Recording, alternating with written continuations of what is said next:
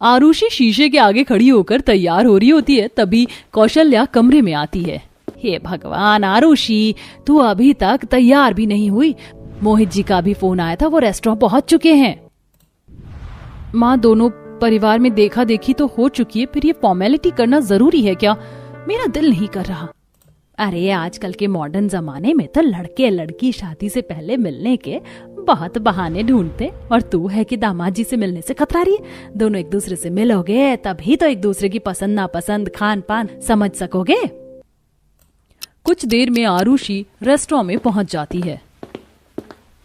Table number 21 कहाँ है? वो रहे मोहित जी। जैसे आरुषि टेबल पर पहुंचती है तो वहाँ 2 लीटर वाली पेप्सी की खाली बोतल देखती है। आप पूरे 15 मिनट लेट हैं। देखिए, मैंने 2 बोतल पेप्सी की खत्म कर ली।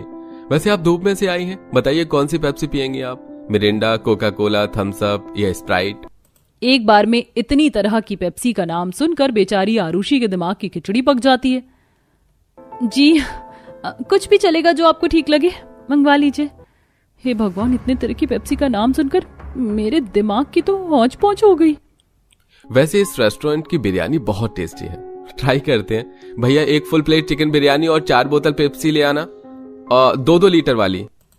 4 बोतल पेप्सी का ऑर्डर सुनकर आरुषि चौंक जाती है। 4 बोतल पेप्सी 2 लोगों के बीच में? लगता है ये पेप्सी पीकर ही अपना पेट भरने वाले हैं। थोड़ी देर में ऑर्डर टेबल पर आ जाता है। दोनों खाना चालू करते हैं। वाह, इस चिल्ड कोका कोला के साथ बिरयानी मस्त लग रही है ना। वैसे बिरयानी खाने के बाद पेप्सी पी लेने से आसानी से पच जाती है। आपने तो पेप्सी पिया ही नहीं। वो मुझे पेप्सी पीना ज्यादा पसंद नहीं है।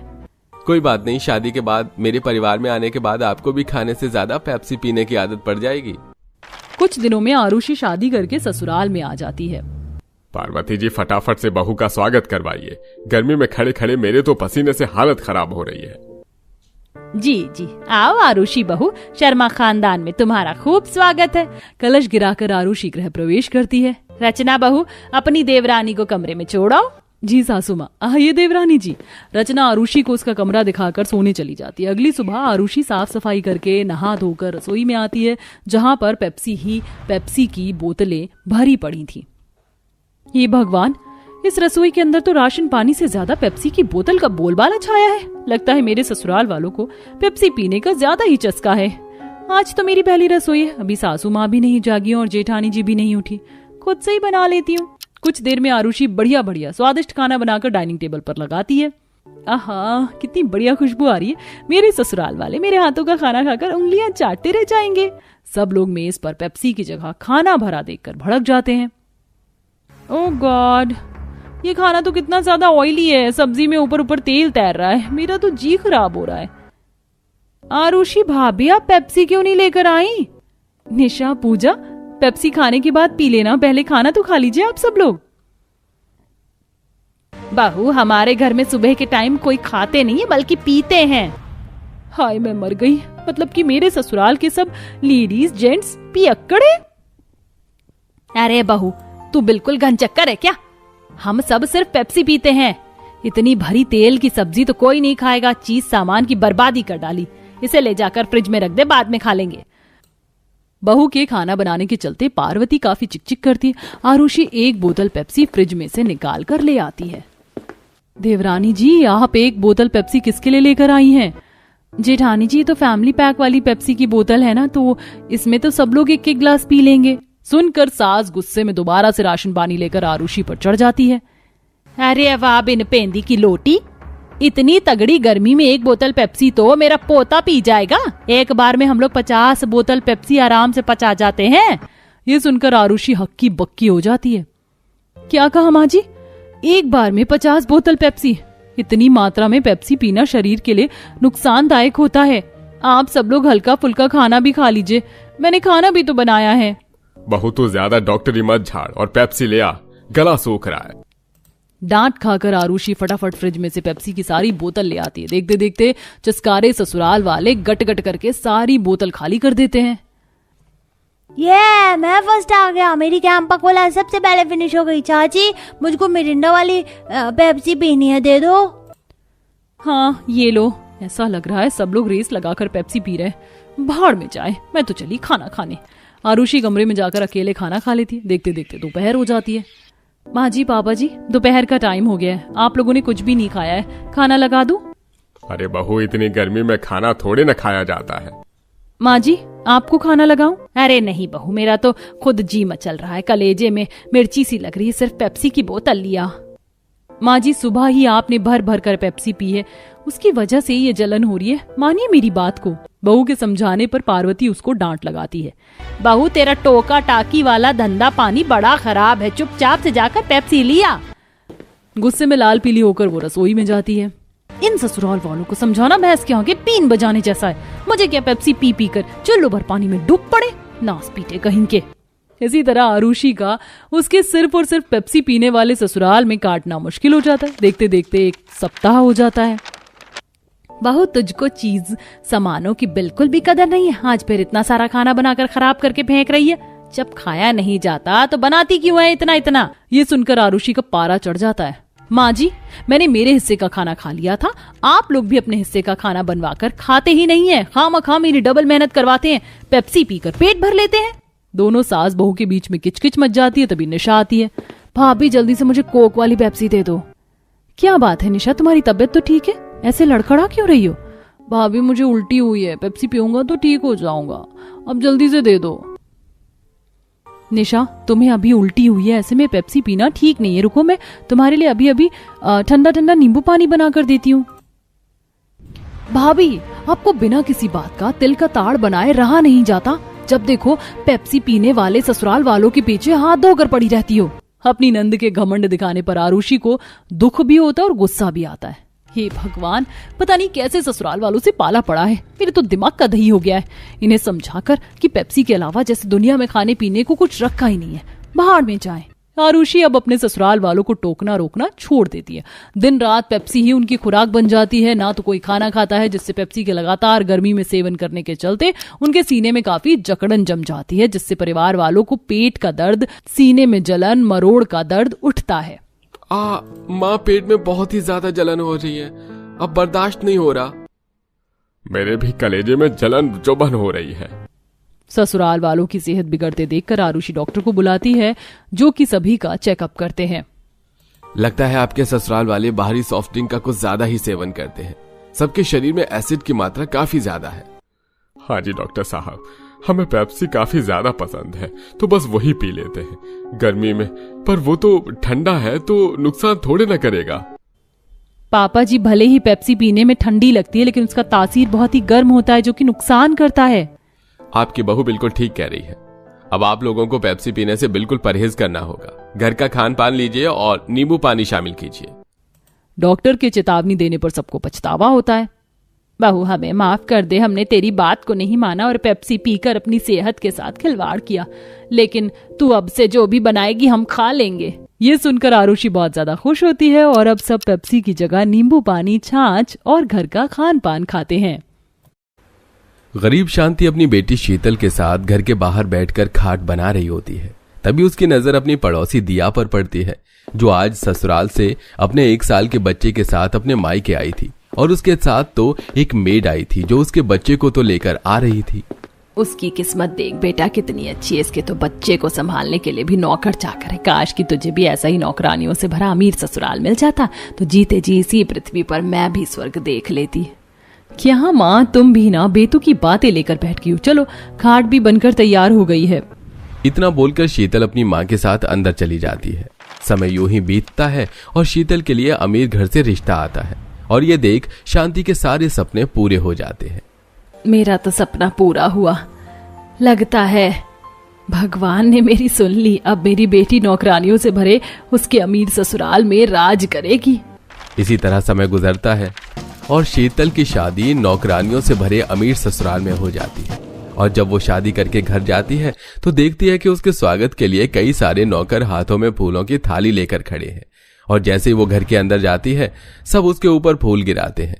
अब एक नौकरानी आरती की थाल लाती है तो दूसरी नौकरानी चावल से भरा कलश। बहू, तुम अपने दाएं पैर से कलश गिराकर अंदर आ जाओ। मेरे घर में कितने सारे नौकर हैं, हर कोई मेरे स्वागत में लगा, कितना अच्छा लग रहा है। आज लग रहा है कि मैं सच में अमीर हूँ। नौकरों से भरा ससुराल देखकर शांति बहुत खुश होती है और जब अपने कमरे में जाने लगती है तो कुछ नौकर उसका सामान लेकर उसके पीछे पीछे जाते हैं। मैडम, आपका सामान यहाँ रख दिया है, आप मुझे बता दो आपका कौन सा सामान अलमारी में रखना है। आप जाइए, अपना सामान मैं खुद सजा लूंगी। शीतल, हमारे घर में मेड इसलिए नहीं है कि तुम अपने नाजुक हाथों से काम करो। इनको बता दो ये सारा सामान अलमारी में रख देंगे। लक्ष्मी जी पिछले 5 सालों से हमारे घर में काम कर रही हैं। विक्रम के कहने पर शीतल अपना सारा सामान नौकरानी के हाथों से अलमारी में रखवाती है। अगले दिन शीतल की पहली रसोई होती है, इसलिए वो सुबह जल्दी उठकर तैयार होती है, पर तभी वहां आशा नौकरानी आती है। अच्छा हुआ बहू रानी जो आप तैयार हो गई, खाना तैयार है, आप एक बार रसोई घर में चलकर खाने में हाथ लगा दीजिए। आशा की बात सुन शीतल हैरान होती है और रसोई घर में जाकर बने हुए खाने में हाथ लगाती है।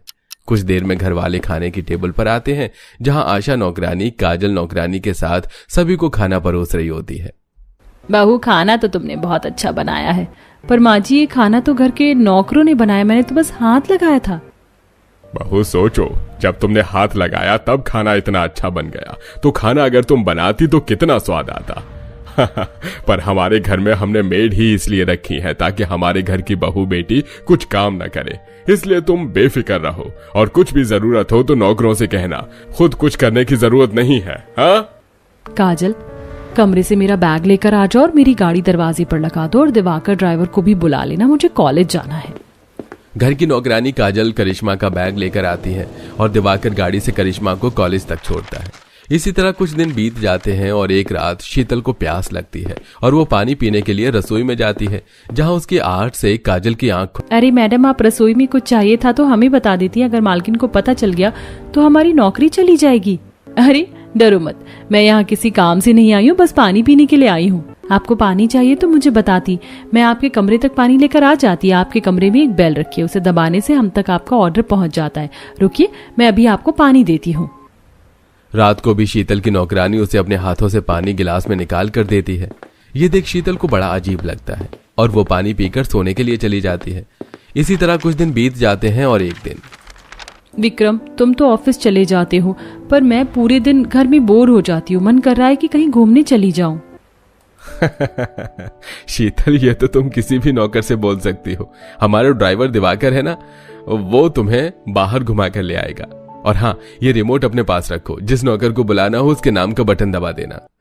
ये सुन शीतल को काफी अच्छा लगता है। अब जैसे जैसे समय गुजरता है शीतल को भी नौकरों की आदत होने लगती है। पर एक दिन, करिश्मा, सारा काम तो मेड करती हैं, तो क्यों ना आज मैं तुम्हें अपने हाथों की मैगी बनाकर खिलाऊं। लक्ष्मी, आप कुछ हरी सब्जियां काट दो, आज मैं अपनी नंद के लिए खुद मैगी बनाऊंगी। बहू, कोई जरूरत नहीं है इस गर्मी में तुझे मैगी बनाने की। हमने घर में नौकर इसलिए नहीं रखे कि घर की बहू काम करे। 4 लोग देखेंगे तो क्या कहेंगे। नौकरों से भरा ससुराल होने के बाद भी इस घर की सास अपनी बहू से काम करवा रही है। कोई जरूरत नहीं है कुछ करने की। लक्ष्मी, तुम मैगी ही बना दो।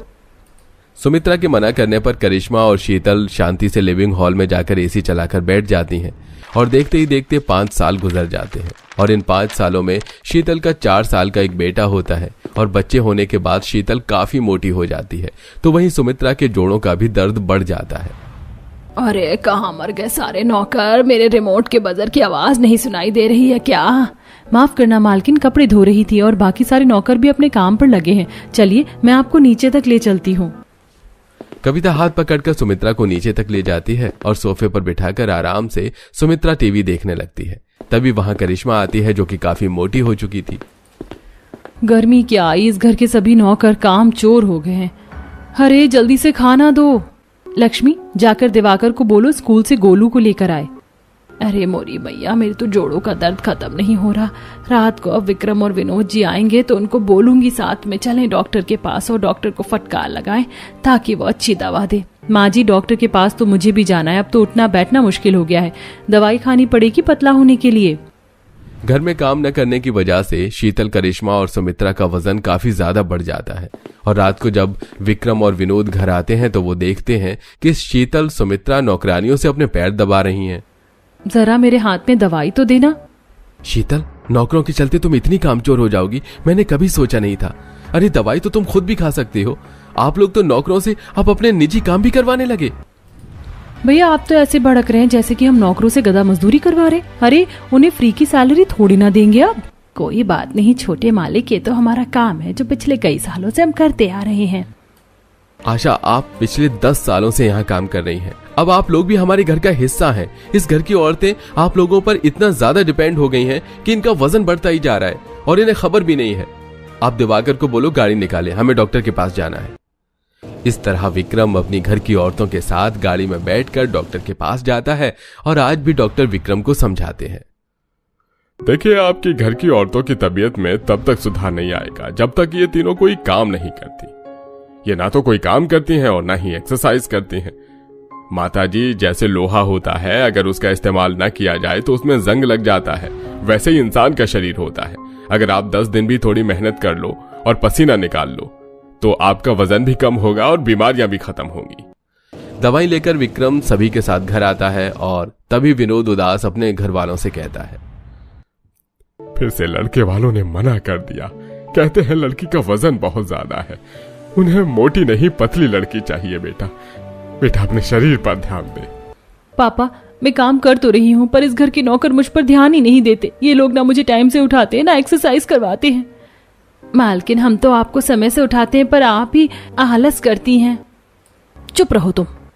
सच बोलने पर करिश्मा घर के नौकरों को डांट देती है। समय यूं ही गुजरता है और आशा लक्ष्मी की तबीयत खराब हो जाती है तो वहीं काजल के घर में शादी होने की वजह से वो 1 महीने की छुट्टी ले लेती है और कविता विक्रम और विनोद से कहती है, मालिक, अब मैं और काम नहीं कर पाऊंगी यहाँ। मेरे सास ससुर मुझे लेने आए हैं। मेरे पति ने मुझे अपना लिया। अब सब कुछ ठीक हो गया है। हाँ, ये तो बहुत अच्छी बात है कविता। हमारे सारे नौकर कहाँ मर गए? कब से बेल बजा रही हूँ, कोई सुन क्यों नहीं रहा है? छत पर मेरे कपड़े रखे हैं, उतार कर लाओ भाई। आज मुझे पेरेंट्स मीटिंग के लिए स्कूल जाना है। बहू, घर में सिर्फ नौकर के नाम पर दिवाकर और राजू रह गया है और राजू मार्केट गया है और दिवाकर गार्डन में माली का काम कर रहा है। अब घर के काम तुम तीनों को खुद ही करने होंगे तब तक जब तक आशा लक्ष्मी की तबीयत ठीक नहीं हो जाती और बाकी नौकर नहीं आ जाते। घर में नौकर न होने की वजह से शीतल, करिश्मा और सुमित्रा अब अपने काम खुद ही करती हैं। घर में नौकर न होने की वजह से अब अपने कपड़े खुद धो के छत पर उन्हें सूखने के लिए रखती है। खुद ही घर में पोछा झाड़ू सब करती हैं, खाना बनाती हैं, यहाँ तक कि मार्केट से सामान भी खुद चल कर लाती हैं और इसी तरह 15 दिन बीत जाते हैं। भाभी, शुरू में तो शरीर में दर्द हो रहा था पर अब तो शरीर का दर्द भी खत्म हो गया और मेरा तो 5 किलो वजन भी कम हो गया इन कुछ ही दिनों में। मैंने सुबह ही अपना वजन किया था। माँ जी, मैं तो कहती हूँ अब नौकर नौकरानियों को रहने दीजिए। घर में 2 नौकर काफी हैं। बाकी के काम हम औरतें कर लेंगी। कम से कम हम बीमारियों से बची तो रहेंगी। शादी से पहले भी मैं अपना सारा काम खुद ही करती थी पर यहाँ नौकर देखकर मैं भी आलसी हो गई। शीतल के कहने पर अब सुमित्रा कुछ नौकरों को निकाल देती है और घर में केवल 2 ही नौकर होते हैं और घर के काम सुमित्रा अपनी बहू बेटी के साथ करती है। कुछ दिनों में करिश्मा पहले की तरह पतली हो जाती है और उसकी शादी एक अच्छे से घर में होती है और शीतल भी अपने बेटे का ख्याल अब खुद रखती है।